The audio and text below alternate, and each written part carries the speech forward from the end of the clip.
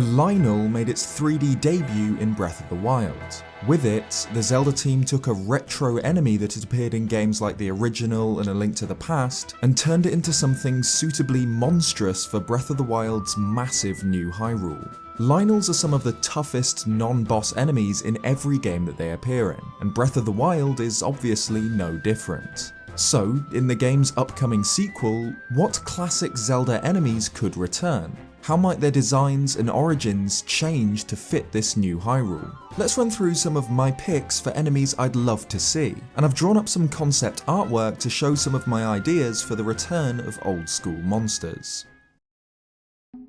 HELMASAURs have appeared in a solid number of 2D Zelda games ever since A Link to the Past. They vary in size and appearance, but all protect themselves with some kind of mask. Usually they're defeated by removing this mask by some means, like using the hookshot or gust jar. They've only appeared in a 3D Zelda game twice, in Twilight Princess and Majora's Mask, but their boss variant never has, the HELMASAUR King.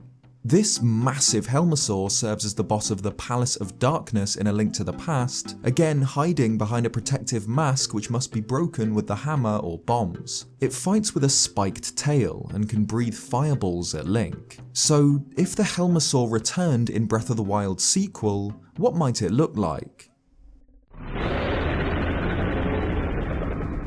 A gigantic beast of living stone, the HELMASAUR King burns from within with a fire hotter than any furnace, and the tip of its mace-like tail is wreathed in flame. This allows the creature to breathe scorching clouds of fire and ash at its target, with excess heat expelled from chimney-like vents on its back.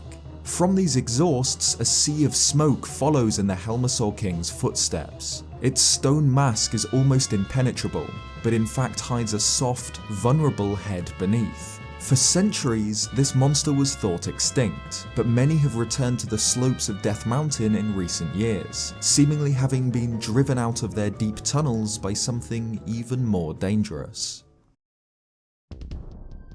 The original game featured the Darknut, a knight in tough plate armor that can only be damaged from the rear. They've since appeared in countless 2D games, and memorably in The Wind Waker and Twilight Princess, where they serve as true tests of Link's strength and skill. They're huge and protected by thick armor that Link has to strategically remove in order to damage them. What Darknuts actually are is a bit of a mystery. We've seen them unmasked in The Wind Waker, where they resemble dogs, but there are hints that there's something more human in Twilight Princess, and in both games have mysterious connections to Hyrule and its royal family.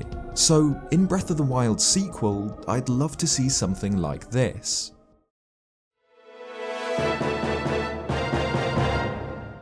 The walking remains of an armoured giant refused death by Ganon's malice. Strangely, its armour bears the crest of the Hyrulean royal family, though its ancient purpose is long forgotten. Even in death, however, the Darknuts fight with the skills of a trained knight. Its armour will stop even the strongest of weapons, but if removed, the warrior's fossilised remains are brittle. The beauty of Darknut fights in prior 3D Zelda games is how they're among the only enemies that rival Link's skill with a sword. When up against their technique, size and strength, Link often finds himself outmatched. With Breath of the Wild's intricate combat system, I'd love to see the return of this armoured foe.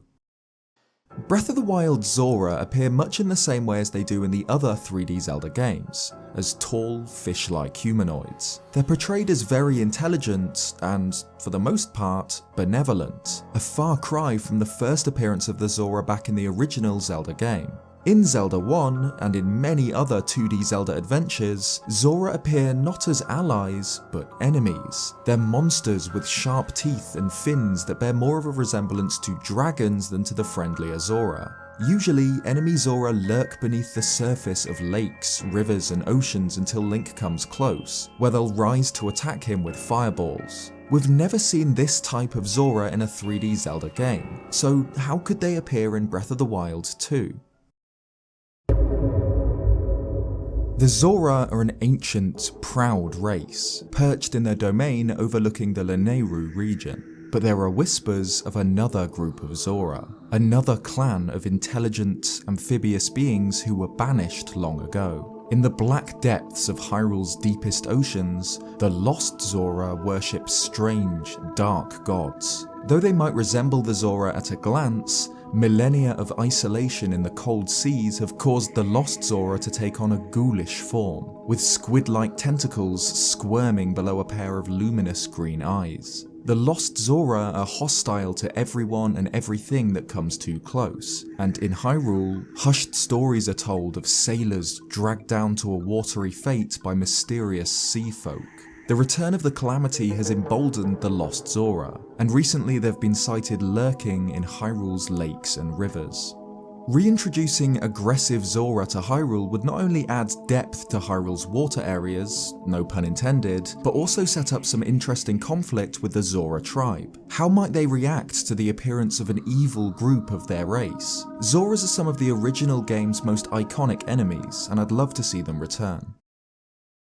Those who break into the royal tomb will be obstructed by the lurkers in the dark. The ReDeads made their series debut in Ocarina of Time, and since then have appeared in surprisingly few Zelda games, despite being among the series' most memorable enemies. ReDeads are walking corpses shuffling through the darkness, who paralyze their prey with a scream before lunging in for the kill. They're almost always found in tombs, caves, or other sorts of subterranean chambers, so how could they feature in Breath of the Wild 2?